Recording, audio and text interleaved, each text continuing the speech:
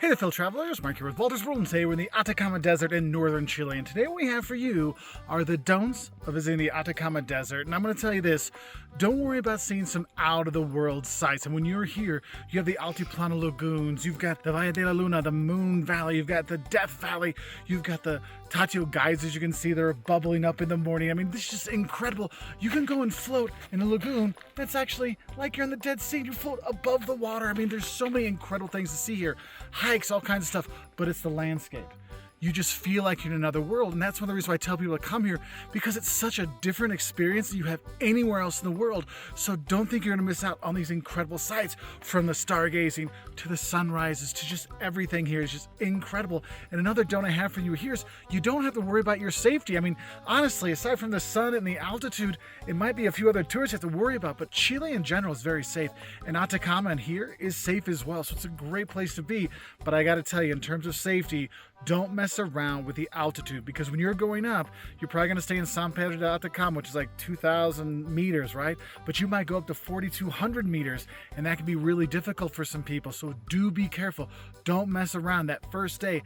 Take it easy when you're here. Drink lots of water, like double your hydration. Talk to your doctor before you come about getting medicine for altitude sickness, because it can be pretty bad. I know Liam's having a really tough time up here because sometimes it's the breathing that's hard in that thinner kind of air up here. So do be safe with it, but don't pass up, because this place is amazing. If you are coming out here when you're doing your hikes, don't forget sun protection. The sun is very intense here, and you have sun all the time. Very little moisture in the air, so it's much more intense. So you will get burned very quickly. So make sure you have a hat, have some long sleeves.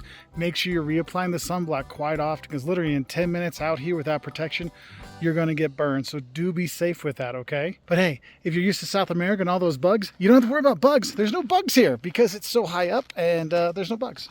Oh, don't forget, when you're in high altitudes, you might be a bit gassier than usual, i.e. you're burping and your toots might be a little bit less controllable than you're used to. Just FYI. So in San Pedro de Atacama, don't forget, you don't throw the toilet paper into the toilet. It can't handle it. So that's why they have those bins by the toilet, so you can do that. Also, I'm going to tell you, before you go on your tours, before you go on your hikes, don't forget to go to the bathroom before you go. And I think Jocelyn has a don't that'll better explain what I'm talking about, or the reason why. So don't forget the Incan toilet, because you're going to be hiking all over the place. There are not actual bathrooms. You are going to have to squat or stand, as the case may be.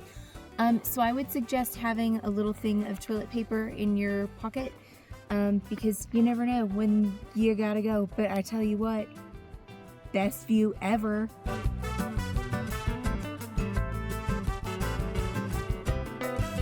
I got to tell you, don't forget about tipping. And I'm not just talking about tipping at restaurants where it has that 10% they put on for the propina.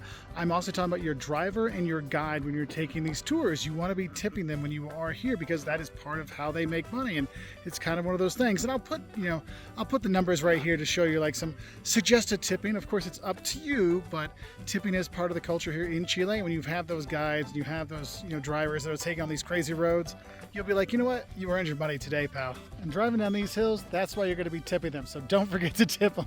Now, altitude isn't something to mess with, but if you are going to be doing something the first day, don't do something hard. Do something easy. Like we're at Vallecito, the little valley. So it's like you get the Valle de la Luna, the Moon Valley with all the moon stuff, and feels like you're another planet. You get a smaller version of this. No, it doesn't have the Tres Marias and the formations and stuff, but it is still really cool. And it's an easy walk. Like, these aren't hikes. These are literally like little walks you go on. So you can see that, and you can see like where they had the salt, because this is the Cordillera de Sal. So this is the salt mountains, and where they did the salt mining. You can listen to the salt here. You hear how hollow it is?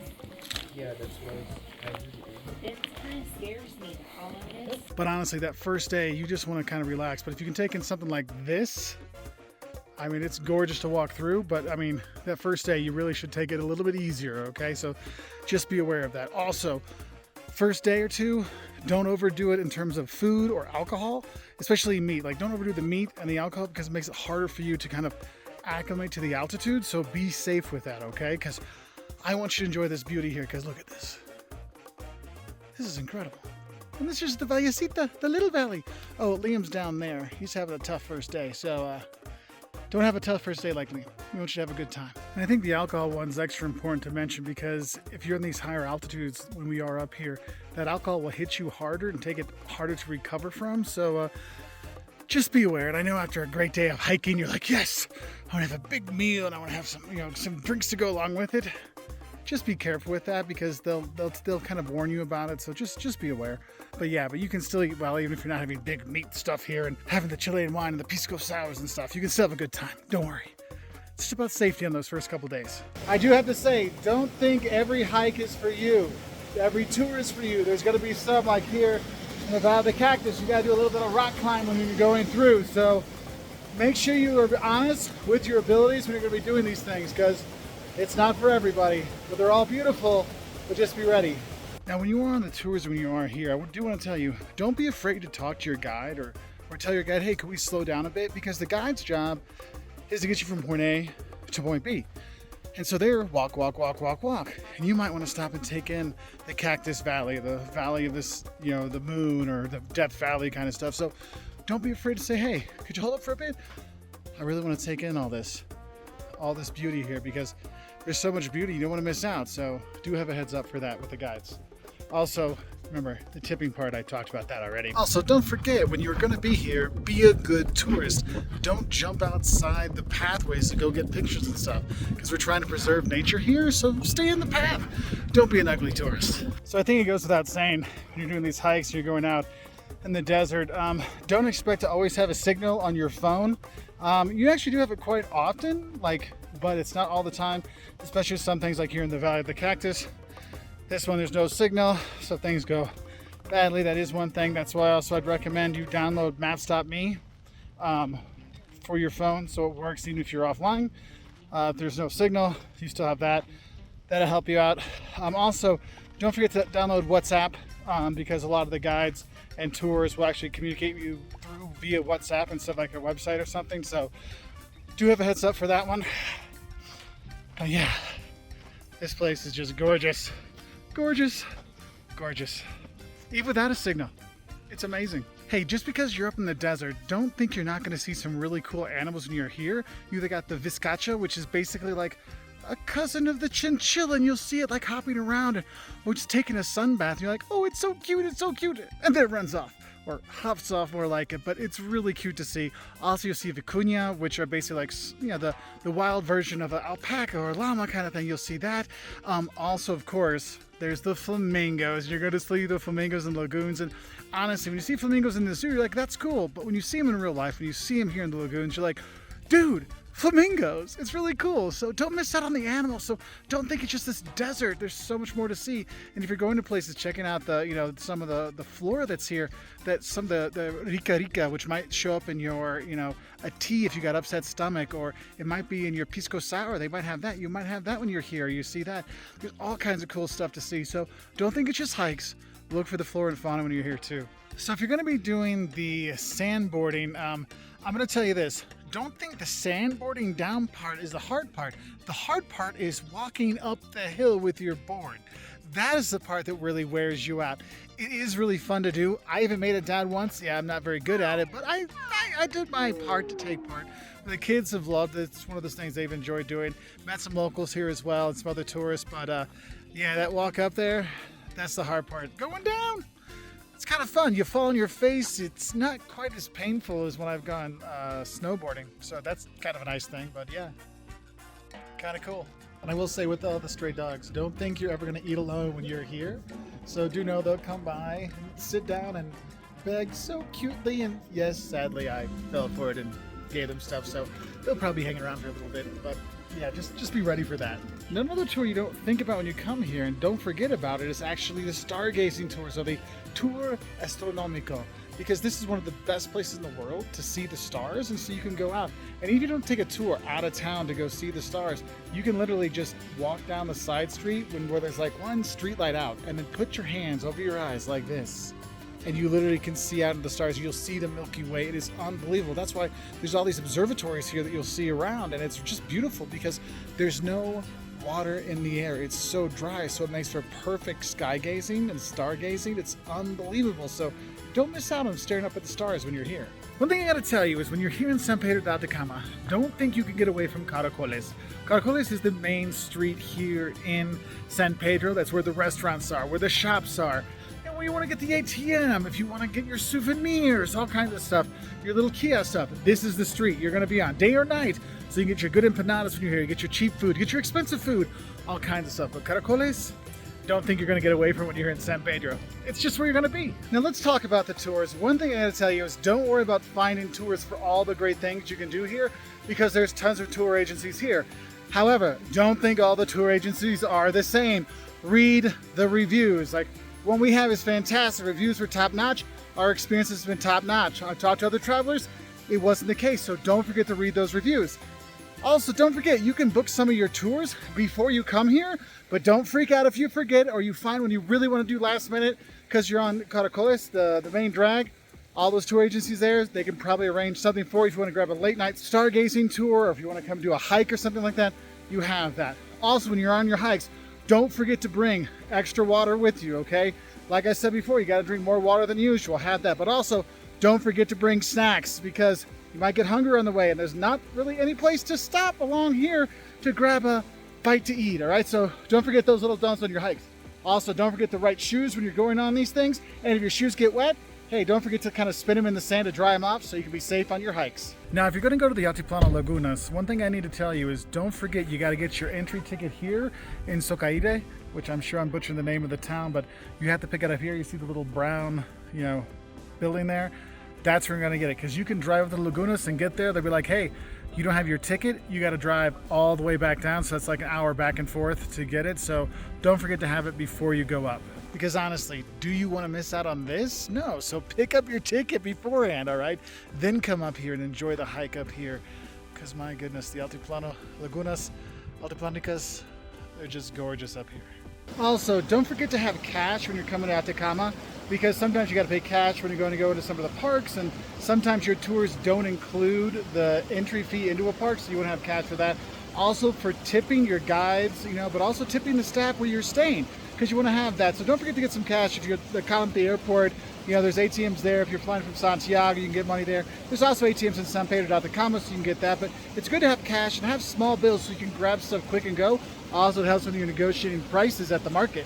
Now, when you're coming to Atacama, I got to tell you this.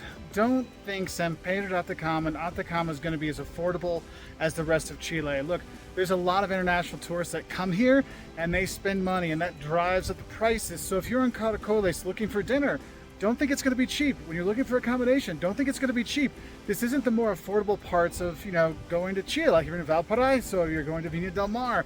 I found much more affordable eating options and drinking options and accommodation options there. So do be aware of that.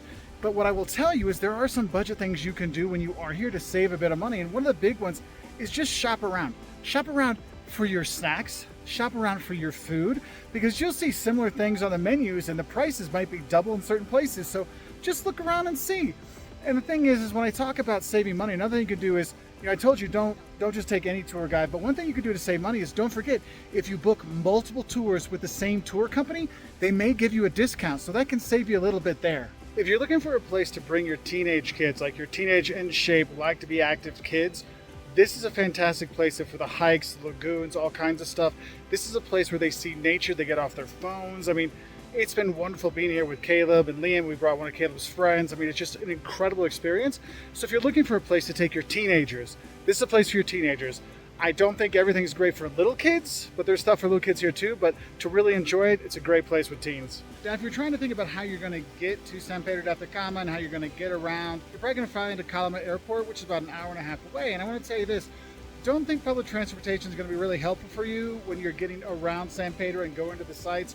You're going to have to either rent a car or go on a tour when you're here. However, if you want to get from Calama airport to San Pedro, don't forget you have multiple options. One, yes, you can rent a car from there and come in.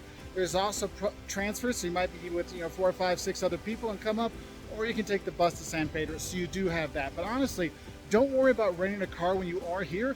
Chileans are the best drivers in South America, and there's some decent roads. And I'll tell you this, don't be fooled by the really nice road that goes from Calama to San Pedro de Atacama, because you will be on very bumpy, very dirt roads when you are here. And I want to tell you, don't trust Google Maps, because when it tells you how long it's going to take to get somewhere, they don't realize the road, sometimes you have to drive like this on the road just to be on the road. So have a heads up for that. And also think about that when you're picking your insurance for your rental car when you're coming here. But honestly, you can get to most of the sites with a rental car and get around, and it's really great. But don't feel you have to, because the tours will get you wherever you want to go. But don't think public transportation will, because it's basically non-existent going to any of the any of the sites or anything. So just be aware of that. Just if I haven't reinforced it enough, don't forget to bring some toilet paper with you, or have some tissues with you when you go on your tours, when you go to the public bathroom, anywhere in Atacama. You'll take advantage of it, okay? Don't forget it. So when you're staying here in San Pedro de Atacama, Liam and I would like you to know that it is not a hustling, bustling kind of place.